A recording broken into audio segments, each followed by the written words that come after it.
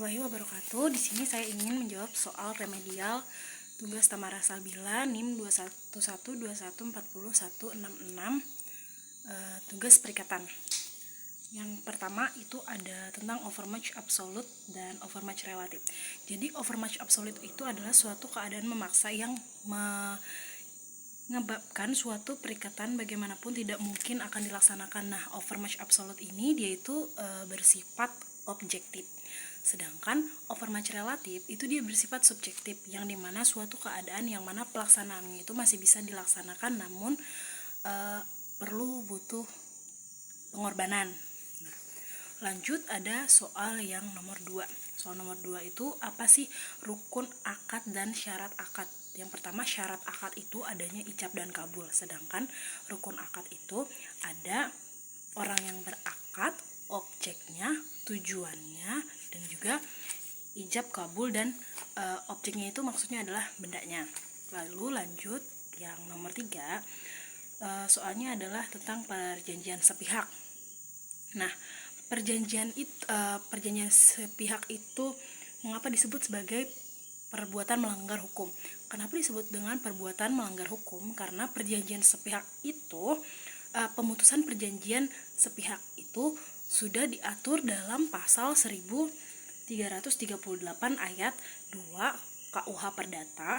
Di situ dibacakan adalah suatu perjanjian tidak dapat ditarik kembali selain dengan sepakat kedua belah pihak atau karena alasan-alasan yang oleh undang-undang dinyatakan cukup untuk itu.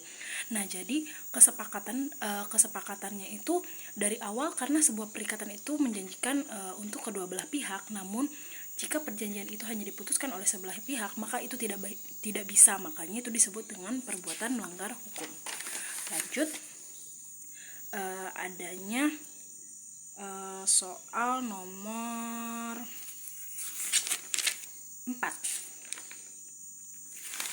Lahirnya sebuah perjanjian itu, teori-teorinya itu ada 4, yaitu yang pertama itu adalah teori pernyataan, yaitu perjanjian telah lahir pada saat penawaran telah ditulis pada surat jawaban penerimaan. Jadi di sini di saat itu ditulis maka perjanjian tersebut telah dibuat. Lalu ada yang kedua adalah teori pengiriman. Teori ini mengajarkan pada saat pengiriman jawaban penerimaan merupakan saat lahirnya perjanjian, yaitu saat pengiriman memberikan perikatan, lalu kita mengirimkannya, lalu seseorang tersebut mengirim jawabannya, maka perikatan tersebut telah lahir. Yang ketiga adanya teori pengetahuan. Perjanjian lahir pada saat surat jawaban penerimaan diketahui isinya oleh pihak yang menawarkan.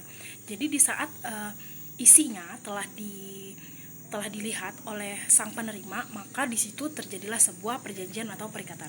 Dan yang keempat adalah teori penerimaan. Perjanjian lahir saat sejak diterimanya jawaban, tidak peduli apakah surat tersebut dibuka atau tidak, yang penting sampai ke penerima. Jadi di sini baik itu diterima atau tidak, sampai atau tidak, yang penting sang pengirim atau sang pembuat perjanjian tadi telah memberikan kesepakatan kepada yang menerima. Lalu apakah itu bisa dibaca atau tidak, yang penting itu sudah diterima, maka itu perjanjian tersebut telah lahir. Lanjut yang nomor 6 itu apa dapat dibatalkan secara sepihak dan apa itu batal demi hukum. Nah, kalau dapat dibatalkan artinya perjanjian dapat dibatalkan artinya salah satu pihak dapat meminta pembatalan perjanjian sendiri, pembatalan, namun perjanjiannya sendiri itu tetap mengikat. Lalu yang kedua adalah batal demi hukum. Batal demi hukum itu artinya dari awal perjanjian tersebut dianggap tidak ada, atau di dalam perikatan perjanjian tersebut tidak dianggap hadir atau lahir, karena perjanjian tersebut perjanjian tersebut sudah dilarang di dalam undang-undang. Makanya perjanjian tersebut batal demi hukum. Jadi intinya batal demi hukum itu adalah perjanjiannya dari lahir sudah tidak dianggap pernah ada. Mungkin itu saja yang bisa saya sampaikan dari tugas soal remedial saya.